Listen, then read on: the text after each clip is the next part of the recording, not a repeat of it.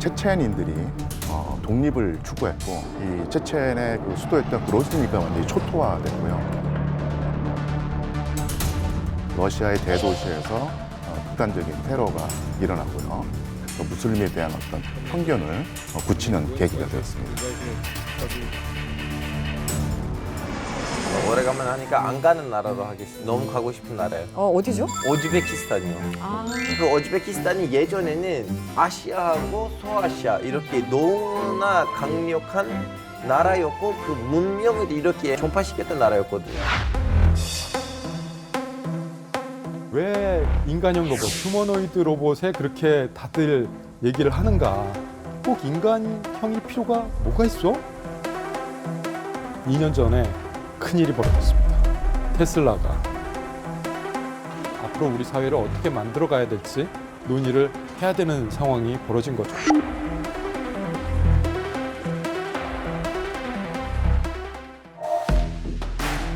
국제 이슈가 가까워지는 시간, 이승원의 월드시사 W 이승원입니다. 국제뉴스의 깊이를 더한 월드시사 W와 함께해 주실 전문가 소개하겠습니다. 먼저 구정은 기자 나오셨습니다. 어서 오세요. 안녕하세요. 네, 알파고 신하씨 기자 나오셨습니다. 어서 오세요. 네, 안녕하세요. 그리고 코마식 키미야님 나오셨어요. 어서 오세요. 안녕하세요. 네, 반갑습니다. 반갑습니다. 오랜만에 다시 뵈니 더 반갑습니다. 류한수 상명대 역사 콘텐츠학과 교수님 나와주셨습니다. 어서 오세요. 안녕하십니까? 네, 반갑습니다. 본격적인 이야기에 앞서 이번 주 주목할 국제 뉴스부터 정리해 보도록 하겠습니다. 바이든 미국 대통령과 기시다 일본 총리가 정상회담을 갖고 국방 분야 협력 수준을 획기적으로 끌어올리기로 했습니다. 중국에 대한 군사적 견제를 고리로 새로운 동맹의 시대를 선언했다는 평가입니다. 주일 미군이 구조를 재편합니다. 방위산업 협력도 강화해 무기 공동 개발과 생산을 논의할 협의체를 만듭니다. 中国をめぐる諸課題への対応にあたり、引き続き日米で I'm also pleased to announce that for the first time, Japan and the United States and Australia will create a network system of air, missile, and defense architecture.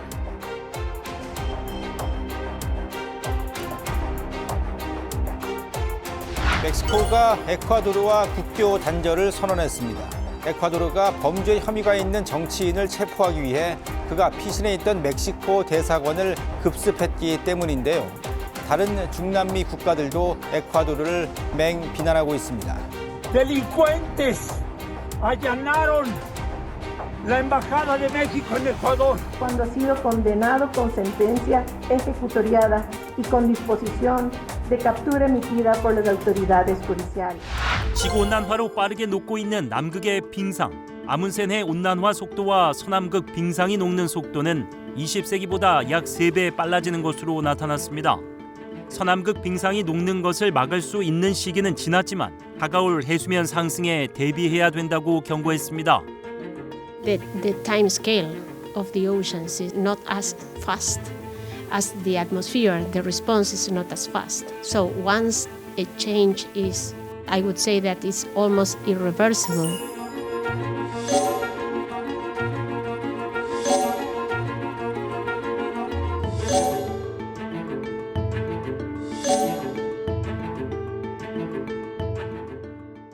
네, 이번 한 주도 정말 많은 주요한 국제 뉴스가 쏟아졌습니다. 그중에 하나 주목할 만한 뉴스가 있었는데 중남미에서 큰 사건이 벌어졌어요. 지난 5일이었습니다.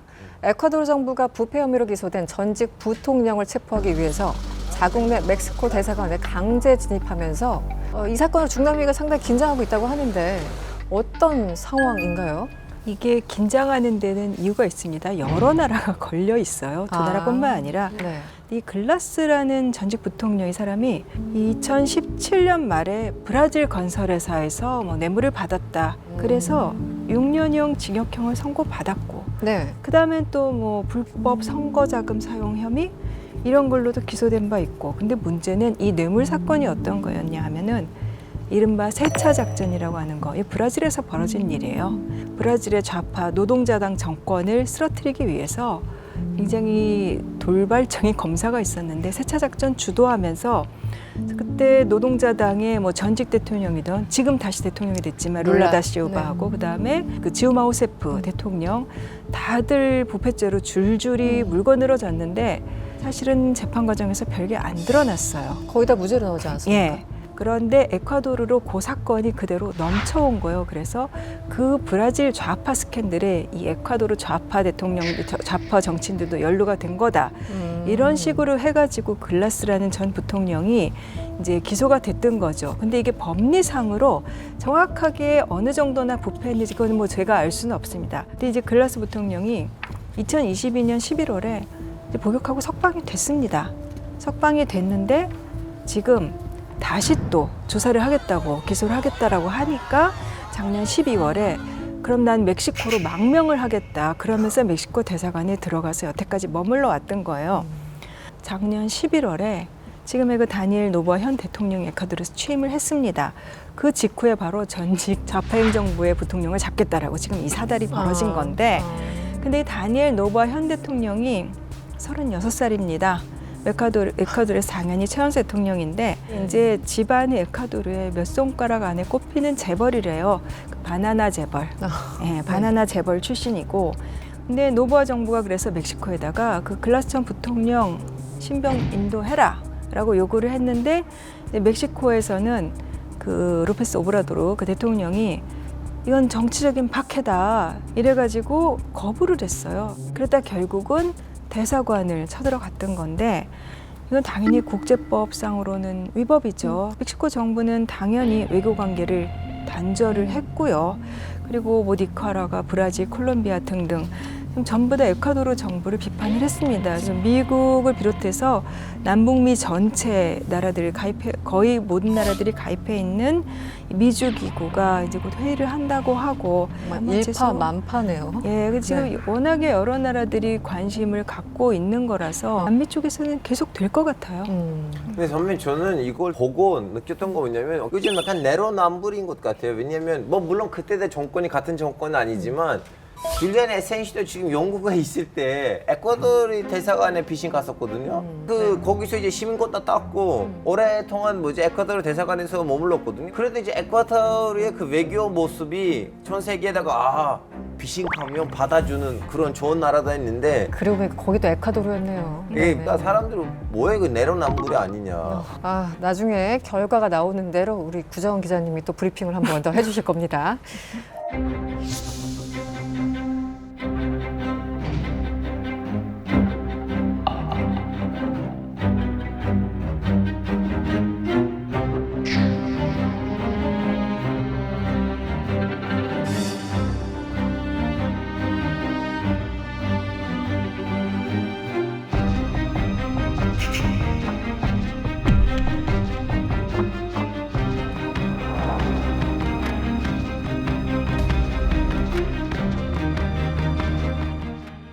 네, 교수님, 이슬람과 러시아, 이슬람을 전체 포괄할 수는 없어요. 분명히 극단주의라는 어떤 특별한 혹은 소수의 파가 있는 것이고 또 이슬람과의 관계는 또 다를 수 있는데 맞습니다. 기본적으로 러시아와 이슬람의 관계는 어떤 건가요? 예. 일단 그 러시아 역사를 크게 세 개로 나눌 수 있을 텐데요. 1917년까지 러시아 제국 시기가 있고 1917년부터 1991년까지 소비에트 연방 시기가 있고 1991년에 소비에트 연방이 해체된 뒤에 이제 러시아가 다시 부활했을 텐데요. 일단 러시아 제국과 이슬람의 관계를 살펴보면 그러니까 러시아 제국의 그 경쟁 상대가 서방이기도 했지만 남쪽으로 그 튀르크 제국 있지 않습니까? 오스만 튀르크 제국이 있는데 이 러시아는 러시아 정교 국가고 이 튀르크 제국은 당연히 이슬람 국가겠죠. 그래서 이 두 제국이 사실은 오랜 경쟁 관계였습니다. 그래서 이 주도권을 놓고 항상 다투었고 전쟁도 여러 번 했고요. 그래서 러시아와 그 오스만 튀르크 제국의 관계가 별로 좋지 않았죠.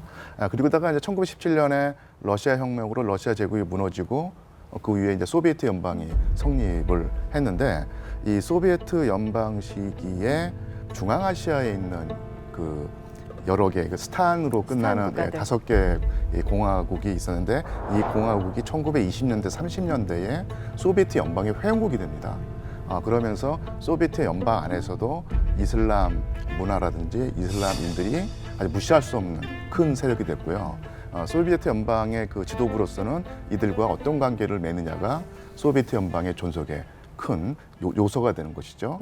그런데 그런다가 그 소비에트 연방이 결국은 1970년대 말에 아프가니스탄을 침공하죠. 네. 그러면서 이 아프가니스탄 전쟁에 수렁에 빠지면서 소비에트 연방의 어떤 밑둥이 흔들렸고 그래서 이게 소비에트 연방 해체의 한 중요한 요인이 됩니다. 러시아가 다시 이제 1991년에 성립을 한 다음에 또 한 번 그 큰 고초를 겪는데 그게 뭐냐면 체첸 전쟁이었습니다. 네. 그 러시아 연방의 어떤 그 원심력이 사라진 상태에서 이 그 체첸인들이 독립을 추구했고 이것을 허용하지 않으려고 했던 그 옐친 대통령과 그 갈등이 악화되다가 결국 전쟁이 터져서 네. 상당히 그 격심한 전쟁이 벌어졌죠. 네. 지금 1917년, 1991년 이렇게 예. 시기별로 좀 설명을 해주셨는데 어쨌든 그 러시아와 그 이제 오스만 투르크 그 어떤 종교 간의 예. 갈등이 분명히 내재화돼 있었던 거네요. 예전부터 오래전부터. 예. 소비에트 연방 시대에 들어와서 사실은 소비에트 연방은 사회주의 국가이기 때문에 네. 종교에 대해서 상당히 적대적인 모습을 보였습니다. 그렇죠. 네. 그 전에 러시아 제국 시절에 이 황제 권력과 교회 권력이 서로 결탁하고 밀착하면서 이 전제정의 어떤 그 정당성을 부여하는 가장 중요한 조직이 바로 그 정교, 교회 조직이었거든요. 그래서 사회주의 혁명가들이 상당히 교회에게 안 좋은 감정을 가졌고 헌법상에서는 종교의 자유를 인정하지만 네. 또한 반면에 반종교 선전의 자유를 강조하면서 이 종교를 계속 그러니까 실제로는 탄압을 했다고 볼 수 있습니다. 네. 그러면서 소비에트 연방이 여기 사회주의를 실현하려고 하는데 이 사회주의라는 것은 결국은 그 부르주아지에게 착취당하는 프롤레타리아트를 해방한다는 이념인데 그렇죠. 이 중앙아시아에는 그 프롤레타리아트가 없는 거예요. 그래서 네. 어떤 식으로 그 대처를 하냐면요. 대체 프롤레타리아를 찾습니다. 그게 뭐냐면 무슬림 여성입니다. 그렇게 됩니까? 예, 이슬람이란 종교에게 탄압당하는 여성들을 우리 사회주의 정부가 해방하겠다고 하면서 여성 해방의 가치를 선전하거든요. 그래서 그 전까지 중시되던 이 전통적인 가치, 예를 들어서 뭐 히잡이라든지 네. 뭐 이런 것을 벗어던지는 운동을 그 소비에트 정부가 이렇게 상당히 그 부추기거든요. 그러니까 이것이 당시 무슬림의 보수적인 가부장 제도와 격렬하게 충돌하면서 우리 무슬림 이슬람 문화를 소비에트 정부가 무시한다고 하면서 상당히 갈등이 컸습니다. 이게 사실은 러시아는 이제 무슬림들이랑 부딪히는 거는 남아 정책으로부터 일어났거든요. 제 고향도 예전에 러시아 지배를 받았던 시절이 있었어요. 네. 우리 고향에서도 아직도 러시아 말 단어들 남았고 러시아 제국 시절에 있었던 건물들 아직도 제 고향에 있어요. 근데 예전에 이제 러시아한테 지배를 받은 적이 있었는데 근데 사람들한테 물어보면 반로 감정이 없더라고요. 근데 제국 시절이었기 때문이에요. 왜냐면 제국 시절 때는 종교를 건들리면 그게 방황이 나올 건지 뻔하니까 오히려 좀 약간 그 새로 정복했던 지역에 있는 무슬림들의 그 종교 생활에다가 개입을 안 했고 오히려 더 잘해주려고 하기도 했었어요. 일종의 유화 정책을 썼군요. 예, 유화 정책을 했는데 이제 문제들이 소련 때부터 퍼졌어요. 소련이 되면서부터 소련에 있는 그 너무나 강력한 이 사회주의 정책이 강화되면서 거기로부터 많은 사람들이 제 고향에 도망오기도 했었는데 종교 간의 그런 갈등들도 있었고 여러 가지가 있었는데 예. 그리고 이제 아까 말씀하신 이 1979년이었죠. 아프간 예. 전쟁. 소련이 아프간을 이제 침공한 사건 아니겠습니까? 예, 예. 그래서 더 급격하게 높아진 건가요? 맞습니다. 그 그래서 기간수가? 네. 그 아프가니스탄에서 무자헤딘이라고 하죠. 네. 이슬람의 가치를 가장 중시하는 무장 세력이 소련과 적대하고 전쟁까지 하게 되면서 네. 소비에트 연방의 밑둥이 흔들렸고요. 결국 1991년에 소비에트 연방이 해체되는 가장 중요한 요인의 하나로 작용했던 것이죠. 네. 아시다시피 아프가니스탄에서는 공산주의 정권이 들어갔었는데 70년대 말쯤에는 네.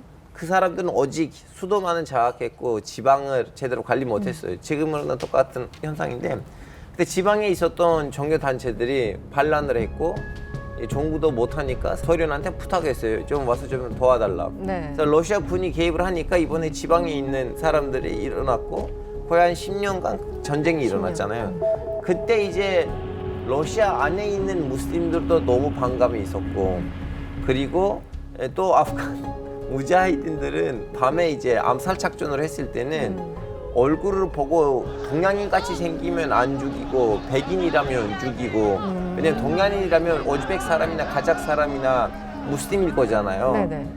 근데 이제 완전히 생 백인이라면 러시아 사람 러시아 슬라브족인데 사실상 이 아프간 침공이 뭔가 무슬림과 러시아 간에 돌이킬 수 없는 그런 사회로 만든 계기가 된 것 같기도 하고요. 이제 알카에다에 가담했던 이제 이라크인이 이라크 가가지고 이라크전 이후에 이라크 알카에다를 만들었고 이라크 알카에다가 거의 소탕됐을 때 거기 가담했던 한 이라크인이 IS라는 것을 만들었고 극단 조직 이슬람 국가 그 IS의 추종 세력들이 뭐 아프간에서 결성한 분파가 한마디로 IS 호라산인 겁니다. 네. 이게 다 이어져 있는데 근데 사실 이거를 그러면 뿌리부터 그럼 IS 호라산의 뿌리를 소련에서 찾는 건 저는 좀 무리라고 봅니다. 그렇군요. 솔직히 그거는 그렇게 해서 뭐 그 옛날부터 혹은 그러니까 그게 다 미국이 원조야라는 것도 저는 좀 무리라고 봅니다. 근데 이제 뭐 이슬람주의 무장 조직이 등장하게 만든 것이 그래서 소련의 아프간 침공이라고들 하지만 아프간 침공 것 자체가 이미 그 무렵에 이슬람 극단주의를 우려했기 때문이다라는 얘기도 많이 있어요. 그러니까 1979년 소련이 아프간을 침공한 그해 말이었고 그 전에 일어났던 게 이란 이슬람 혁명이잖아요. 네.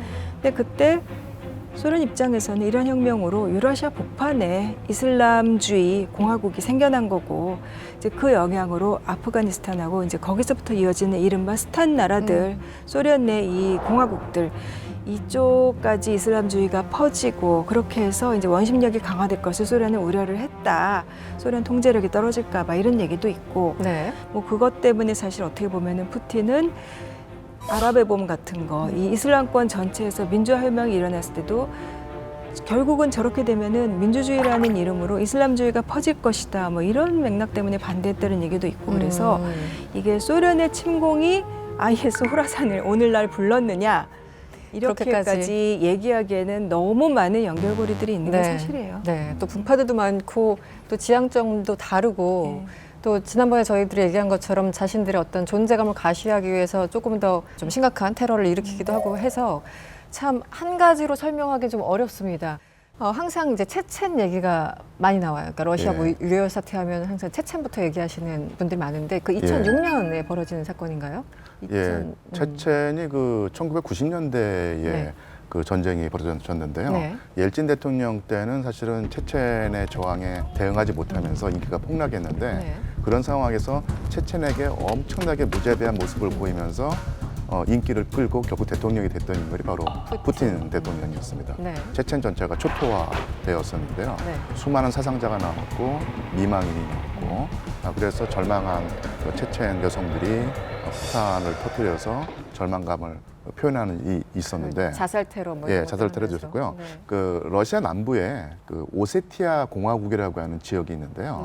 여기에 그 베슬란 학교라는 시설이 있었는데 여기에 그 이슬람 그 테러리스트들이 공격을 해서 350명이 넘는 사망자가 나왔던 것이에요. 그래서 이것이 러시아에서 이슬람에 대한 반감을 키우는데 크게 작용을 했죠. 러시아 남쪽에 그 키슬로보스크라고 하는 도시가 있는데 여기서 이슬람 그 종교 지도자인 이맘이 그 총에 맞아 그 피습당하는 일이 벌어졌습니다. 그러니까 러시아 측에 러시아인들이 벌인 일종의 테러였겠죠. 그래서 이게 분노의 상승작용이 일어났을 텐데 그래서 러시아 일반인 사이에서 사실은 비극적이게도 무슬림은 곧 테러리스트, 테러리스트는 무슬림이라고 하는 이 잘못된 그 등식 관계가 성립하면서 이 갈등이 크게 강화되었죠.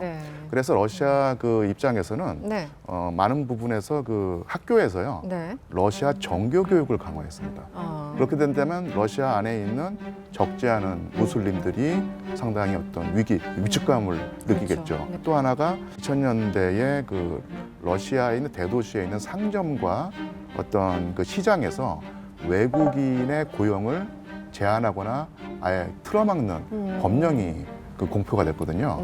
근데 실질적으로는 그 외국인이 대개는 보면 이주한 그 이슬람인 신자들입니다. 그래서 이 국가적인 어떤 정책으로 체계적으로 무슬림을 탄압하는 이런 일이 있었던 것이죠. 어느 정도라면 모든 동네들에서 체첸 전쟁에 참여하려고 사람들이 모집되고 있었어요. 다른 이슬람 국가들에서. 근데 그 이후로는 점점점 내려갔어요. 러시아에 대한 그 반감이. 왜냐하면 체첸 전쟁이 끝나고 난 다음에 푸틴이 체첸 지역에다가 어마어마하게 투자를 했고 다음에 대형 이슬람 모스크들을 오픈식을 하고 그리고 자꾸 미국에다가 푸틴이 이렇게 찍소리하는 모습이 있잖아요. 네. 특히 부시 대통령 시절 때는 이제 아시다시피 아프간 전쟁이 다시 터졌잖아요. 네, 네. 그때 러시아에 나와서 니네들이 왜 중동 사람들을 무슬림들이 괴롭히냐고 하니까 그동안 100년 동안 누적됐던 분노가 갑자기 없어졌어요. 네. 네.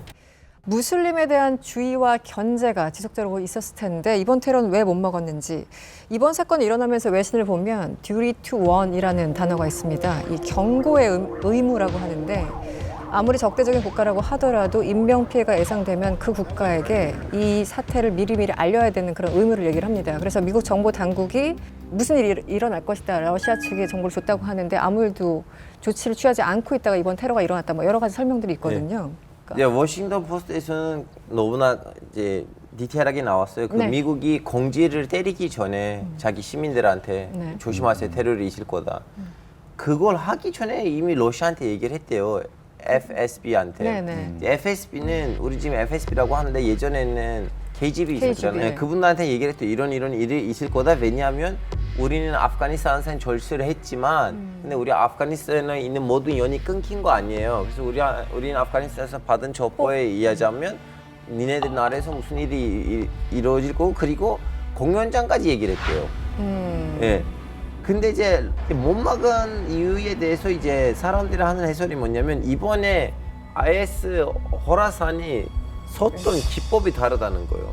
왜냐하면 아시다시피 며칠 전에 또 FSB는 테러를 일으키려고 하는 호라산 K 사람들을 잡았거든요. 이번에는 하기 전에 잡았어요. 이번에는, 네. 근데 그때 왜 못 잡았냐? 사람들이 이제 하는 얘기가 뭐냐면 보통 IS 호라산 대원들이 직접 나서서 뭘 했었는데 이번에는 SNS를 통해서 이제 모집된 사람들인가요? 사주를 해가지고 시켰기 때문에 이걸 좀 약간 잡기가 비교적으로 힘들었다. 이 말고는 지금 다른 해석이 제가 못 봤어요. 물론 근데 테러가 나면은 항상 모든 테러는 이미 발생한 거기 때문에 정보 실패에 대한 이야기가 네. 나와요. 그러니까 뭐 이스라엘도 그 하마스에 하마스도 공격받은 네. 다음에 정보 실패 어떤 요인들이 있었나. 이번에 그 옥중에서 사망했던 러시아의 알렉세이 나발리 네. 변호사. 그 나발리 쪽에 이제 나발리랑 함께 일했던 사람들은 당국이 시민들 감시하고 탄압하기 바빠가지고 정작 자기네들이 가장 해야 할 책무인 안전 유지는 도외시한 게 아니냐 이렇게 이쪽에서는 비판을 하고 있고, 근데 이제 미국의 뭐 백악관 국가안보회의 대변인이 러시아 쪽에 경고를 해줬다라고 하는데, 네. 근데 이거를 그냥 뭐 무시한 측면이 아니라 푸틴이 직접 뭐 지난달 초인가요? 이제 뭐 공개석상에 이제 방송인가 뭐 이런 데 공개적으로 언급을 하면서 약간 조롱하기까지 했었어요. 그런 정보를. 이건 다 서방이 다 뭐 우리를 이제 뭐 우크라이나전 관련해서 그러니까 결국은 정보를 무시하려는 태도가 강했던 것 같고, 그러니까 푸틴 정부의 대응 방식은 인질극이건 뭐건 간에 나면은 일단 진압한다. 그래서 정치적으로 국민들한테 강력한 지도자의 모습을 보여주고 다시 여론을 끌어올리는 거지, 치밀한 예방 이쪽은 좀 아니지 않았나, 좀 그런 생각도 들고. 네. 교수님 보시기에 푸틴은 앞으로 이 중동에 어느 정도의 외교적, 뭐 경제적 역량을 좀 투여할 것으로 보이시나요? 예, 그 푸틴 대통령의 가장 큰 목표 중에 하나가 미국 중심의 일극 체제로 진행이 돼 왔었는데, 그 일극 체제를 깨트리고 다극 체제로 그 넘어가는 것이 러시아의 국익에 가장 중요하다고 생각을 하겠죠. 네. 그래서 중동에서도 미국의 힘을 그 떨어뜨리고 그 빈자리를 러시아가 채움으로써 미국의 그 위상을 떨어뜨리려고 할 텐데요. 아마 이번 그 모스크바 테러 사건으로 한동안은 러시아 일반인 사이에서 그 이슬람에 대한 어떤 그 혐오 감정이 솟구칠 텐데, 네. 푸틴 대통령 입장에서는 그 어느 일정 수준으로 이게 그 치솟는 것을 좀 억제하려고 할 것 같습니다. 왜냐하면 큰 의미로 봐서 무슬림, 이슬람과의 관계를 생각해서 그런 데 적절하게 통제를 할 것 같은데, 네. 문제는 뭐냐면 대중의 불만을 어디론가 쏟게 만들어야 되는데, 그런 면에서 이 테러 사건과 그 우크라이나의 연관성을 강조하면서 그 분노를 우크라이나 쪽으로 돌려서 우크라이나를 더 강하게 치지 않을까, 이런 예측을 한번 해봅니다. 네.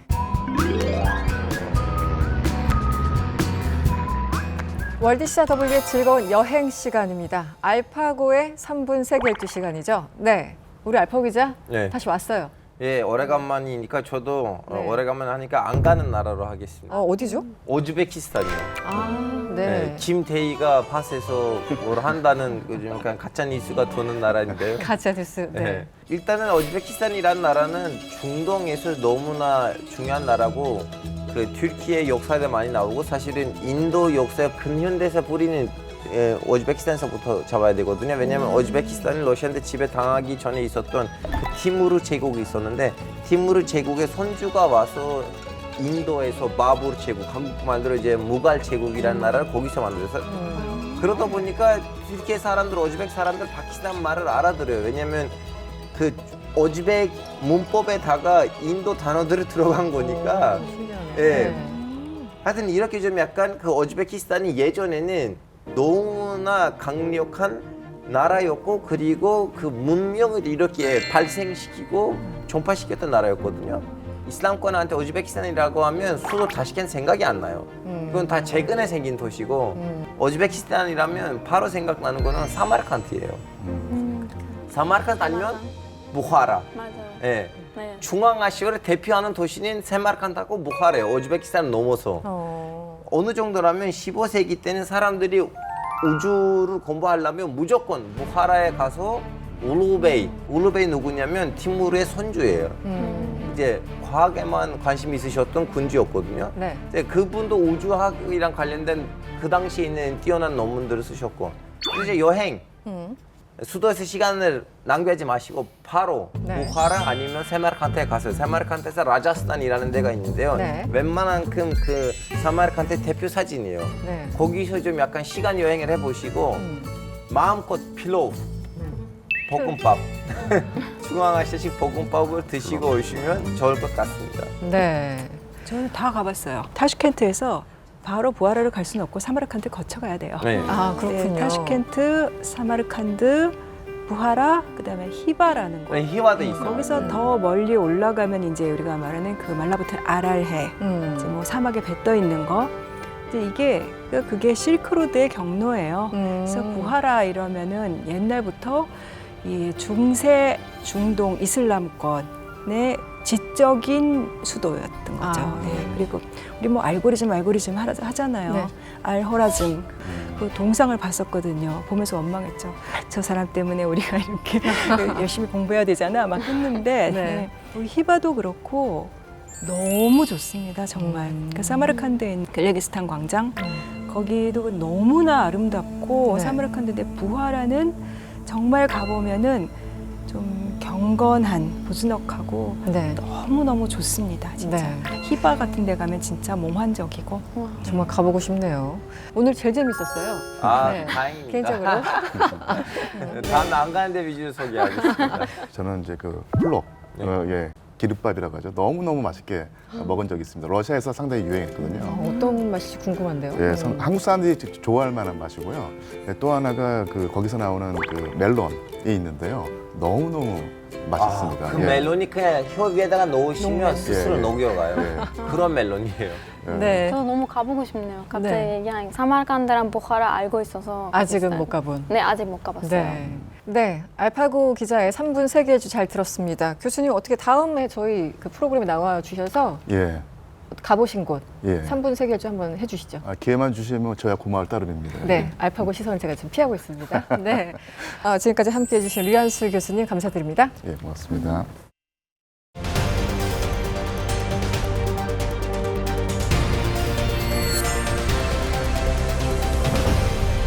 저희 월드시사 W 패스코드를 함께해 주실 손님입니다. 한재권 한양대학교 에리카 로봇공학과 교수님 나오셨습니다. 어서 오세요. 네, 안녕하세요. 네, 반갑습니다. 네. 반갑습니다.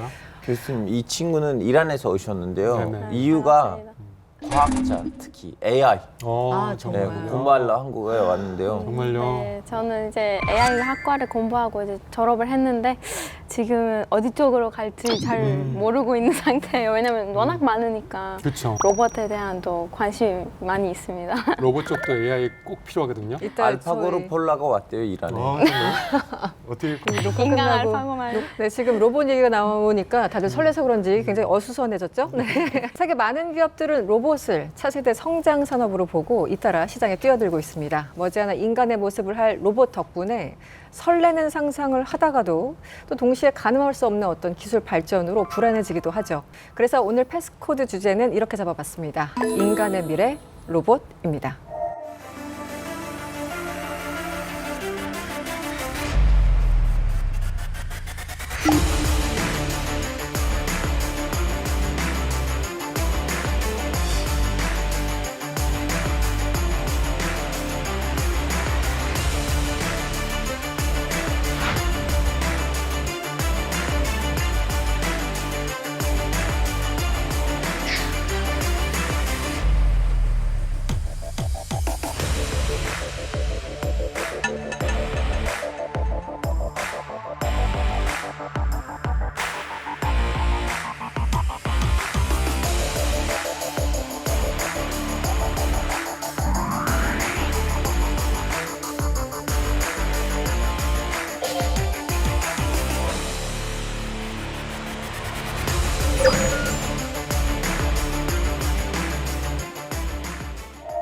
네. 요즘 로봇 얘기 정말 여기저기서 많이 나오고 있는데 불안하다고 얘기하시는 분도 많고 기대가 된다라고 얘기하시는 분도 많아요. 근데 그 두 가지 감정이 공존하는 이유는 잘 모르고 있기 때문이 아닌가라는 생각이 듭니다. 그래서 제대로 알고 잘 아는 것이 중요하다라고 생각을 합니다.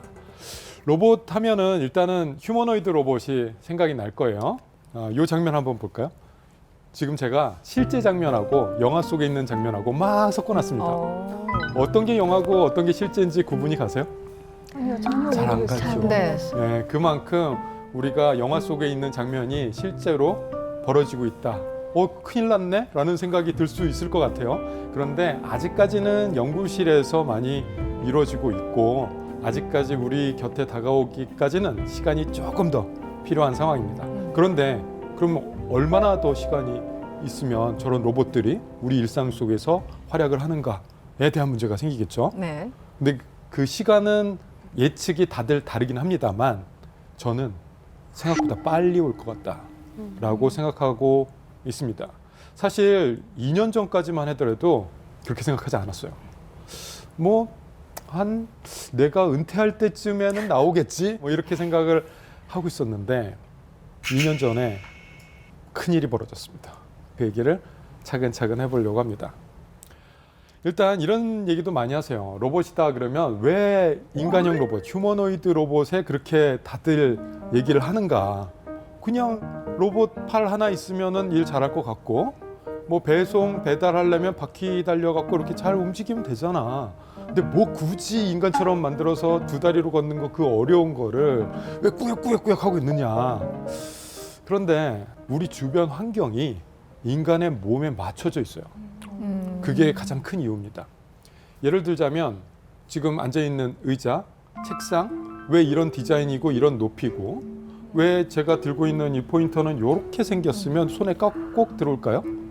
사용하기 다 편하게 하려고 그렇게 만든 거예요. 그러다 보니까 로봇 한 대를 만들어서 이것도 하고 저것도 하고 여러 가지 일을 다 시키고 싶은데 그러려면 어떡하지? 라고 했을 때 로봇을 인간의 형태로 이렇게 만들어버리면 이 주변 환경을 잘 이용을 할 수가 있게 돼요. 갑자기 이거 시키고 싶은데 생각났는데 이거 좀 해봐 라고 했는데 저는 못해요 라는 형태가 강아지처럼 생겨서 저는 냉동실에 닿을 수가 없어요. 이렇게 된다면 곤란하다. 그래서 인간의 몸처럼 만들어버리면 정말 많은 일을 할 수 있게 되고 그래서 로봇의 유용성이 생겨난다. 궁금한 게요, 네네네. 교수님. 그 얼굴을 정말 남자, 여자 이렇게 정말 사람처럼 얼굴마저 만들잖아요. 저는 밤에 집에 그거 있으면 무서울 것 같거든요. 네, 맞아요. 네. 그거 굳이 왜 이렇게 사람처럼 처음에는 낯가리겠죠. 그냥 시간 흘러가시면 아마 계속 무서울 것 같다는 생각을 지금 해서.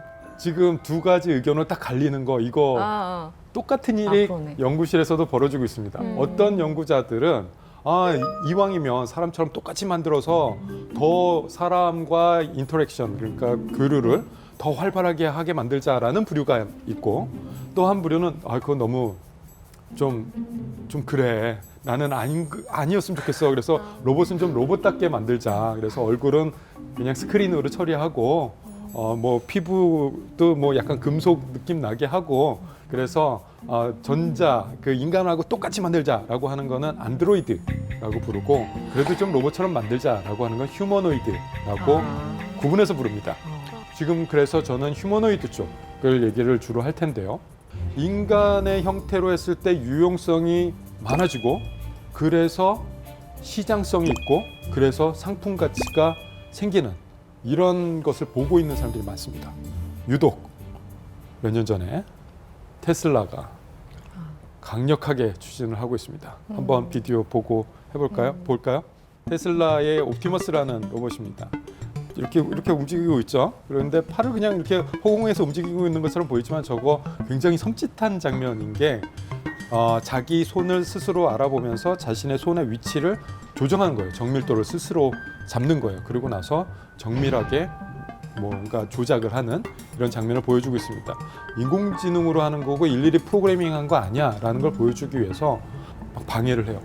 사람이 막 방해를 해도 자기가 이거 왜 그래요 이러면서 자기 원래 목적을 달성하기 위해서 열심히 바꾸는 거죠. 왠지 스스로. 손에 이렇게 때리고 하지만 할 것 같아. 조금 지나면 때릴 것 같아요, 진짜. 자, 그래서 이런 여러 가지 성능을 보여주자 이제 세상이 바뀌기 시작한 거예요. 잠깐만, 저런 것까지 하면은 우리 일상생활에서 쓰기가 얼마 안 남았는데? 라고 하면서 상상력이 막 발휘되기 시작을 했는데, 일론 머스크가 한마디 더 했습니다. 우리 이거 2만 불에 공급할 거야. 2만 불이면 한국 돈으로 하면은 3천만 원이 좀 안 되는 돈이죠. 그 정도면 소형 자동차 한 대 값인데, 그러면 이거 산업이 개편되겠는데? 라는 생각이 듭니다. 그리고 나서 테슬라가 저렇게 앞서서 쭉 나가는 거를 그냥 지켜만 볼 수는 없다 라고 많은 사람들이 생각을 한 것 같아요. 그래서 반테슬라 연합군이 생깁니다. 어떤 곳이냐 하면 다들 들어봄직한 곳이에요. MS, 마이크로소프트, 오픈 AI, 챗 GPT 만드는, 인텔, GPU 만드는, 엔비디아, GPU, 뭐 이런 글로벌 탑티어들이 다 한 회사에 투자를 합니다. 심지어 우리나라 삼성전자와 LG이노텍도 투자를 합니다. 이 회사에. 피규어 AI라는 회사인데요. 생긴 지는 2년밖에 안 됐습니다. 그런데 그 많은 글로벌 탑티어들이 675밀리언 달러를 투자를 해요. 그 한국 돈으로 하면은 약 9천억 원 정도 되는 돈을 한 번에 투자를 해서 로봇을 만들어내기 시작을 합니다. 그런데 더 여기서 한 발 더 나간 거는 이 로봇이 오픈 AI하고 결합이 돼요. 챗GPT로 다들 많이들 알고 계시죠? 생성형 AI가 여기에 결합이 되면서 지금 저 물건들을 사람이 막 즉흥적으로 이거 해봐 저거 해봐라고 하고 있는데 다 하고 있는 거죠. 심지어는 여러 물건 중에 나 배고픈데 뭐 좀 줘 그랬더니 하필이면 사과를 딱 잡아서 줘요. 그런 걸 다 판단을 논리적으로 연결시킨다는 거죠. 이게 지금 우리가 알고 있는 생성형 AI들입니다. 그 AI가 인공지능이 로봇하고 결합할 때, 특히 휴머노이드 로봇하고 결합할 때 어떤 일이 벌어지겠느냐. 그리고 나서 로봇계가 정말 격변에 휩싸이고 있습니다. 그래서 이 로봇들이 우리에게 다가올 시간이 생각보다는 빨리 올 거다라고 하고 있죠. 그리고 또 하나의 플레이어가 또 생겼는데요. 이 애질리티 로보틱스라는 곳입니다. 아마존에서 물류 창고에 이 로봇을 투입하겠다라고 선언을 하면서 지금 오레곤 주에 공장을 짓고 있어요. 연간 1만 대의 로봇을 생산하겠다, 대량 생산을 하겠다라고 하고 있거든요. 그렇게 된다면 로봇이 값이 싸질 겁니다. 그래서 가격 경쟁력까지 합쳐진 휴머노이드 로봇이 우리 주변에서 보이기 시작한다면 이거는 우리가 앞으로 해야 될 일의 종류, 그리고 앞으로 우리 사회를 어떻게 만들어 가야 될지 논의를 해야 되는 상황이 벌어진 거죠. 선생님, 그 아까 테슬라가 저 로봇을 보였더니 반 테슬라 연합이 만들어져서 지금 엄청난 돈을 투입했다고 말씀해 주셨잖아요. 그렇다면 그게 뭐 질투인가요? 아니면 뭔가 철학이 달라서 방향성이 달라서 그렇게 쫙 갈라진 건가요? 글쎄요, 저도 물어보고 싶긴 합니다만 그냥 유추를 한다면 이런 거예요. 일론 머스크가 상당히 기이한 것들을 많이 했죠. 로켓을 쏘아 올리는데 다시 회수를 한다던가, 그래서 가격을 확 낮춘다던가, 굉장히 처음에는 아이 저거 실패할 거야 라고 말했던 것들을 다 성공시키면서 산업을 완전히 바꾸고 있어요. 그런 거를 계속 봐왔단 말이에요. 근데 로봇까지 그렇게 된다? 상상을 하면 이거는 완전한 독점 시장이 펼쳐지면 이거는 헤게모니, 완전히 국가 권력과 맞먹는 그런 경제 권력을 다 테슬라가 가져가는 거 아니야? 라는 상상을 할 수 있을 것 같아요. 그랬을 때 그러면 저 테슬라의 경쟁 상대가 필요한데, 독점이 아닌 상태가 필요한데 그럼 어떻게 하겠느냐? 지금 그래서 로봇 제일 잘하는 사람 누구야? 라고 생각을 할 때 제리 플랫이라는 걸출한 영웅이 있습니다. 그분이 2년 전에 회사를 세웠는데 피겨 AI라는 회사에 그런 투자가 이루어진 거 아닐까라고 추측만 합니다. 그러면 이제 이런 질문을 또 하세요. 그럼 우리는? 우리는 어떻게 되는 거야? 아까 삼성이 뭐 투자했다고 하시는데. 네. 우리는 없어? 라고 하는데, 저는 이제 휴머노이드 로봇을 만드는 사람이고 또 기업도 운영을 시작한 사람이고, 그래서 저도 있어요 라는 말을 하고 다닙니다. 그래서 이제 조금 보여준다면 왼쪽이 테슬라 로봇이고 오른쪽이 저희 로봇 앨리스입니다. 저희도 테슬라가 하는 거는 어느 정도 좀 따라 하고 있어요. 아, 우리 거 더 귀엽고. 아, 그래요? 네, 전 턴 있으면 무조건 어디 국산 거 쓰지. 훨씬 난데요? 스테이플러나 테이프나 뭐 물병 이런 건 다 잡는 방법이 달라야 되거든요. 이런 것들을 잘 해내고 있습니다. 저희가 열심히 하고 있는 연구진들이 많습니다. 그러니까 좀 믿고 투자하고 그런 게 좀 필요하지 않나 라는 생각을 합니다. 그리고 제가 마지막으로 소개시켜드리고 싶은 거는 이 로보컵이라는 거예요. 로보컵은 축구대회입니다. 로봇들의 축구대회.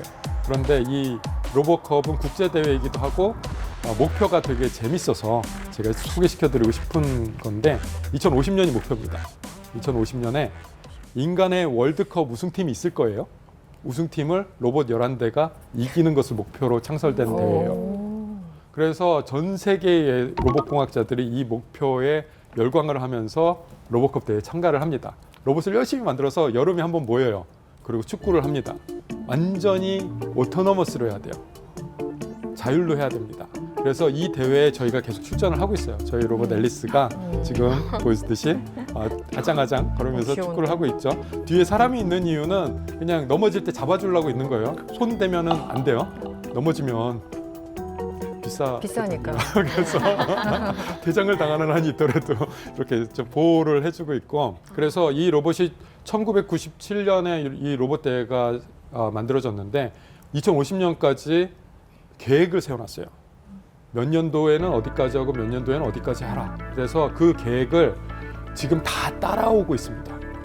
그래서 이 계획을 보면은 미래의 이 시점에는 이런 일이 벌어지겠구나라는 예측을 할 수가 있을 거예요.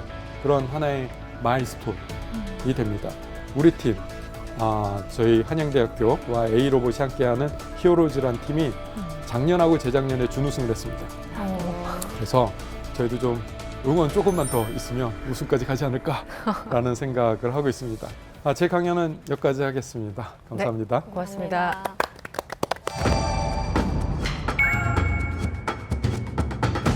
이제 교수님, 그 미국에 있는 로봇이랑 관련된 영화들 있잖아요. 네, 거기 이제 로봇들의 감정들이 있는 걸로 나와 있거든요. 뭐 사랑하기도 하고, 삐지기도 하고. 이거 진짜 좀 약간 말이 돼요? 그 질문에 답을 yes and no라고 대답하고 싶어요. 감정을 가진 것 같은데 아닌 것 같다, 이렇게. 결국에는 컴퓨터가 만들어낸 그 답을 표현하는 기계입니다. 근데 인간의 감정이랑 비슷하냐? 아니에요. 전혀 다릅니다. 인간의 감정도 사실은 어떻게 만들어지는지 잘은 아직까지는 모르지만 결국에는 수만 년의 진화의 산물이라고 여겨지고 있어요. 그거를 컴퓨터 코딩의 전자적인 신호로 아무리 신경망을 쓴다고 해도 그게 과연 인간의 감정과 비슷한가? 원리가 다른데? 그러나 지금 어떤 감정이 있을까? 이런 것들을 표정을 통해서 알아낼 수가 있고요. 그리고 목소리까지 합치면은 그 확률이 더 높아져요. 저분이 지금 감정 상태가 어떻구나라는 걸 논리적으로 유추할 수가 있습니다. 그렇게 프로그래밍을 할 수가 있어요. 맞아요. 그렇게 되면 인간이 로봇을 바라볼 때 로봇이 감정이 있는 것처럼 보여요. 네가 내 마음을 알아주는구나. 너도 감정이 있는 것 같구나. 그렇게 감정이입이 벌어지게 만들 수가 있어요. 그럼 그게 감정일까요? 대답은? 착한 로봇이지. 그래서 제 대답은 yes and no. 예를 들어 친구도 여러 종류가 있잖아요. 항상 텐션이 업돼서 굉장히 막 좀 피곤한 친구가 있고 재밌지만 피곤한. 갑자기 왜 다 이렇게 여쭤보세요? 항상 되게 차분하지만 또 뭐 나쁘게 말하면 재미없고 여러 가지 친구들이 있는데 그럼 로봇도 예를 들어 고를 수 있는 건가요? 그게 아마 시장성, 상품성하고 연결되지 않을까라는 생각을 합니다. 나중에. 네네네. 로봇이 사람과 어떻게 상호작용을 할 것인가에 대한 학문이에요. 로봇에 있어서는 굉장히 큰 학문이고 여기 연구하시는 분들도 굉장히 많습니다. 그래서 어떤 로봇은 인간에게 어떻게 대해야 인간이 더 좋아하는가에 대한 연구를 굉장히 많이 합니다. 밀당하는 로봇, 가스라이팅 당하는 로봇. 그러니까 여러 가지가 있을 수 있을 것 같아요. 그 영화 인터스텔라에 보면은 그 로봇이 하나 나오는데 주인공이 이 로봇에게 재밌는 말을 합니다. 너 유머 지수 80%로 낮춰. 그러니까 말 형태가 달라지죠. 이런 식으로 세팅을 할 수가 있을 거예요. 변수만 바꿔주면 되거든요. 그러니까 이 자기에 맞는 로봇을 수시로 만들 수 있지 않을까. 도대체 어떤 기술들이 이 휴머노이드에 들어가는지 실질적으로는 그리고 어느 단계까지 발전해 왔는지 그리고 우리가 꿈꿀 수 있는 미래 기술은 어디까지인지 전반적으로 좀 설명을 좀 해주시죠. 지금까지 휴머노이드 로봇은 두 다리로 걷는 기술, 이족 보행 기술에 많이 집중이 됐습니다. 왜냐하면 너무 어렵거든요. 두 다리로 걷는 자체가 상당히 이 말이 안 되는 일인데 인간들은 잘 하고 있는 거거든요. 그래서 잘 걷고 잘 뛰고 그런 로봇들이 각광을 받아왔고 심지어는 덤블링하는 로봇 나왔을 때 사람들이 다들 막 고수치고 그랬단 말이죠. 그런데 이제는 일 좀 해봐 라는 식으로 갔습니다. 그래서 손, 팔, 여기에 좀 집중이 되고 있습니다. 그래서 어떤 일을 하는가? 너는 그래서 무슨 일을 할 수 있는데? 빨래 개킬 수 있어? 설거지 할 수 있어? 뭐 이런 식으로 연구도 그렇게 일하는 것에 집중이 되고 있어서 손 개발이 굉장히 많이 되고 있어요. 우리 손이 사실은 굉장히 엄청난 존재거든요. 엄청나게 예민해서 가장 만들기 힘든 것 중에 하나라고. 네. 여기에 도전을 하고 있고 손이 잘 만들어질수록 일을 잘합니다. 그래서 휴머노이드 로봇이 이제 일을 할 수 있는 영역으로 가고 있다. 이렇게 봐주시면 좋고 근데 일을 할 때 시킨 일만 하는 거는 너무 좀 가성비가 떨어진다. 좀 네가 알아서 좀 해. 대충 말하면 좀 찰떡같이 알아듣고 좀 해. 이런 식으로 가고 있어요. 네. 그래서 생성형 AI들, 챗GPT를 중심으로 하는 맥락을 파악하면서 대답을 만들어내잖아요. 네. 그런 걸 적용을 하고 있습니다. 그래서 인간이 지금 어떤 말을 나에게 하고 있고 저게 맥락이 뭐고 어떤 뜻인지를 파악한 다음에 거기에 적절한 행동을 하는 것 지금 몇 단계 훅훅 뛰어넘어가서 달리고 있습니다. 그 최근 여러 기업에서 휴머노이드 로봇을 공개하고 있습니다. 아까 그 강의 시간에도 보여주셨는데 이 시장을 주도하는 주목할 만한 기업이 있다면 어떤 기업들이 있는지 다시 한번 좀 설명을 부탁드릴게요. 일단은 강의 때도 말했던 테슬라가 가장 사람들이 주목하고 있는 곳이고 주목하는 이유는 여기는 정말로 일을 하는 로봇을 만들어낼 것 같고 그리고 쓸 곳이 명확하게 있잖아요. 테슬라가 만들면 뭐 할까요? 테슬라 자동차 만드는 데 쓰겠죠. 그래갖고 여기는 수요도 명확하고 생산 능력도 있고 그래서 테슬라를 가장 많이 주목을 하고 있고 그 대항마인 피규어 AI 그곳이 얼마나 더 인공지능과 결합한 로봇을 잘 보여줄까를 주목을 하고 있고 그다음에 아마존이 투자하고 있는 에이즐리트 로보틱스를 뿐만 아니라 중국 로봇들도 굉장히 잘 만듭니다. 사실은 로봇을 미국이 막 리딩해가고 있는데 그 뒤를 중국이 바짝 쫓아가고 있어요. 근데 그 중국 로봇들이 더 긴장되는 이유는 가격이 싸요. 그래서 가성비. 네, 중국의 유니트리라는 회사를 제가 지금 주목해서 보고 있고 저희 로봇도 유니트리 로봇보다는 가격이 싸야 된다라고 항상 생각하고 긴장하고 있죠. 좀 시작점은 다들 좀 다양한데 결국 지향하는 바는 많은 걸 시키겠다. 근데 교수님 이제 최근에 일론 머스크가 공개한 그 옵티머스 영상을 보면 이제 조기 모델에 비해서 이제 이번에는 더 이제 움직임이 자연스러워졌는데 혹시 이게 어떤 특별한 기술 같은 거 어떤 게 들어갔나요? 이제 제어 기술이긴 해요. 제어 기술. 네네. 얼마나 잘 제어하는가인데 그 잘이라는 기준을 맞추기 위해서 여러 가지 기술적인 사항들이 있습니다. 그런데 이 부드럽게 만드는 기술에 대한 솔루션들은 어느 정도 이제 밝혀져 있어요. 이렇게 하면 저 정도 나올 수 있어 라는 게 밝혀져 있고 거기가 경쟁력이라기보다는 지금은 가격 경쟁력이 붙은 상황이다 이렇게 봐주십시오. 좋은 부품 쓰면은 잘 만들 수 있어요. 그런데 얼마짜리 부품을 써서 저 모양을 만들었고 얼마의 생산 단가를 맞춰서 저 로봇을 만들었는가 여기가 가성비 싸움이 지금 붙어 있는 상황입니다. 지금 분야도 참 여러 가지일 것 같아요. 이게 결국은 가장 위험하고 사람들이 하기 싫어하는 것은 노동 현장일 수도 있고 사실 이제 극단적으로 가면 이제 전쟁터 혹은 뭐 재난 구조 뭐 여러 가지가 되는 거잖아요. 그리고 실제 쓰고 있다고 하니까 일부 뭐 기계들은 어떤 분야에서 가장 좀 기대를 많이 걸고 있을까요? 이 로봇 개발로 인해. 솔직하게 말씀드리면 군용 로봇이 로봇 기술을 이끌고 있는 거 맞습니다. 그런데 광고를 안 하니까 우리가 모르는 모르게 거죠. 하는. 지금 드론들이 하고 있어요. 그렇죠? 이거는 숨길 수 없는 사실이고 그런 드론들도 어찌 보면 로봇의 일종이거든요. 군용 로봇에 지켜야 할 마지노선이 하나 딱 있는데 지금은 다들 지키고 있어요.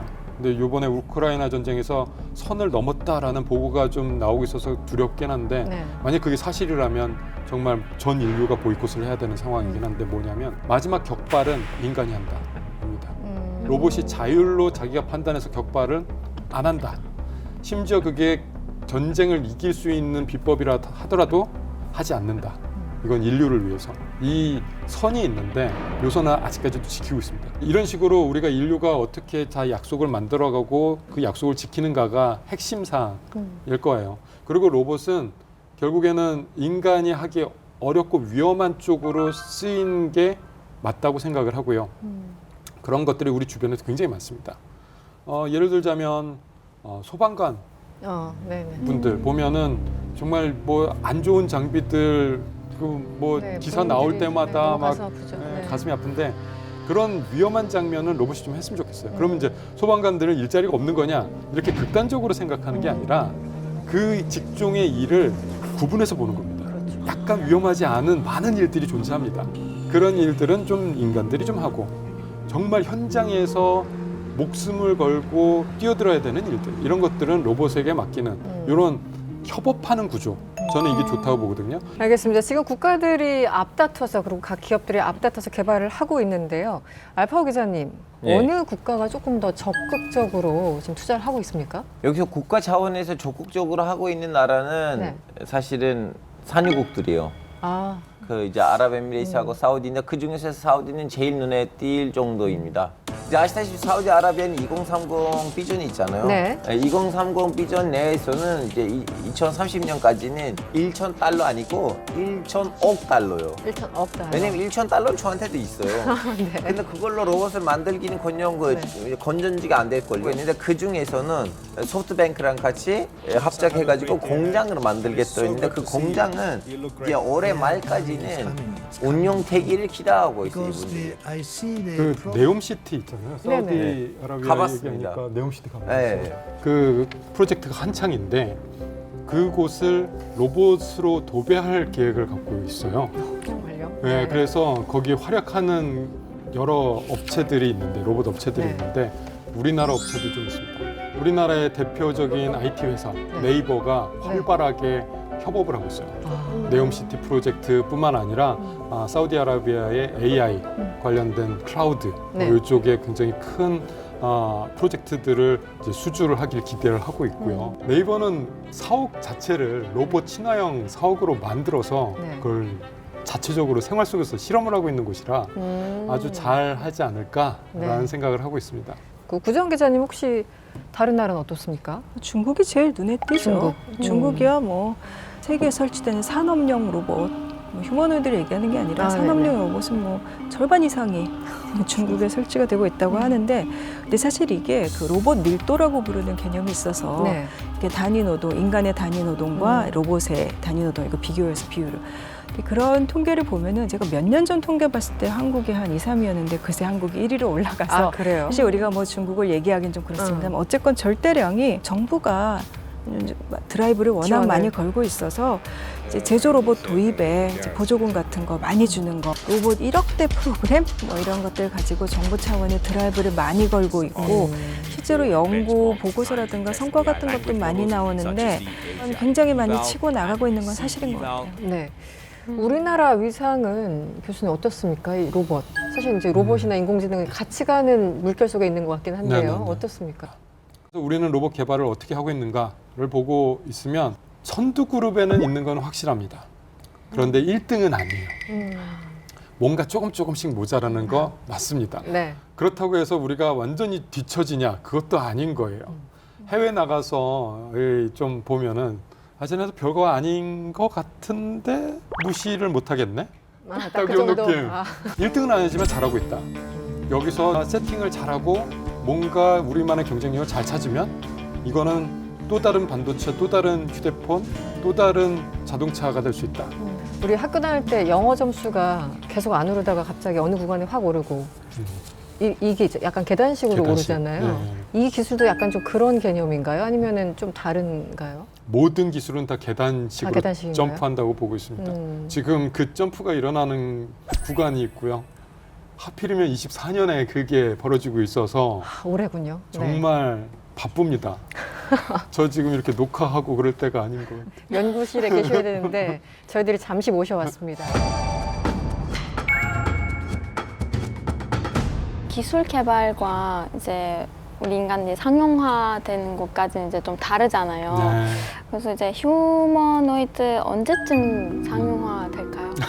상용화. 네, 언제쯤 쓸 수 있느냐? 네, 언제쯤 저희가 이제 2만 불이 있어요? 모아볼게요, 그때까지. 결국에는 돈에 대한 문제일 것 같아요. 알파고 기자님 말씀하셨듯이 얼마에 살 거냐, 이 돈에 대한 문제인데 그러면 얼마에 만들어낼 수 있느냐에 대한 문제고 아직까지 일반 소비자가 쓰기에는 좀 시간은 좀 걸릴 것 같습니다.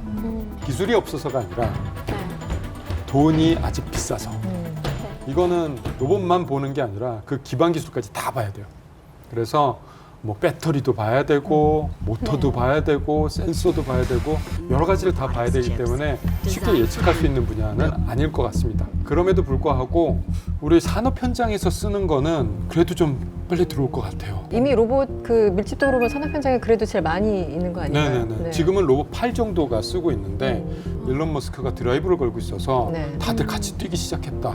이렇게 보면은 그들이 지금 제시하는 시간표가 한 4년, 5년이거든요.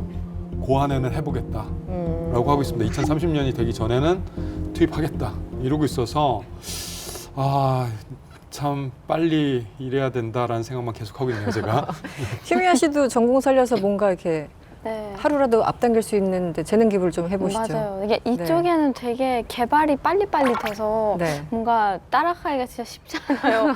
저도 맨날 이제 새로운 논문이 나오고 계속 공부하고 그러다 보니까 한국에서 꼭 일해 주실 거죠? 네, 한국에서. 한국도 되게 이쪽에서 되게 빠른 속도로 개발하고 있으니까 이 와중에 저는 또 한국을 선택한 거예요. 인재 유출을 우려하는 우리 교수님. 머지않아 우리 일상에 휴머노이드 로봇이 들어올 것 같아요. 몇 년인지 모르겠습니다만, 휴머노이드를 놓고 이 시민권을 주거나 전자인간 법적 지위를 줄까 말까 여러 가지 이제 그 논란이 있을 수 있을 것 같은데 미래에 어떻게 이 사회가 결정할지는 잘 모르겠고 일단 우리끼리 한번 그냥 소소하게 얘기를 한번 해보죠. 찬반 토론으로. 저는 찬성해요. 시민권. 우리 집에서 열심히 청소해주는 만약에 휴머노이드가 있다 그러면 저보다 늘 많이 하는데 그러면 줘야죠. 그 정도 줄 수 있다. 네. 시민이라는 말이 포함하고 있는 뜻이 굉장히 큰 게 있잖아요. 참정권. 정치적인 참정권을 갖고 있는 사람들 시민이라고 부르는데 그런 권리까지 줄 수는 없을 거라고 네. 생각을 합니다. 네. 하지만 어느 정도의 권리는 보장을 해야 되지 않나라는 생각이 드는 게 이 로봇을 함부로 대할 수 있거든요. 근데 그 로봇을 함부로 대하는 게 잘못하면 인간을 함부로 대하는 것까지 이렇게 발전할 수가 있어요. 그렇죠. 최근 한 SNS에 이 사우디아라비아 수도 리야드에서 그러니까 남성 로봇이죠. 아, 그 얘기요? 그 뭐 진행하던 기자의 신체 일부를 뭐 터치했다? 뭐 이런 기사가 있었는데 자세히 저도 뭐 읽진 않았어요. 그런데 어쨌든 그런 저 영상은 봤어요.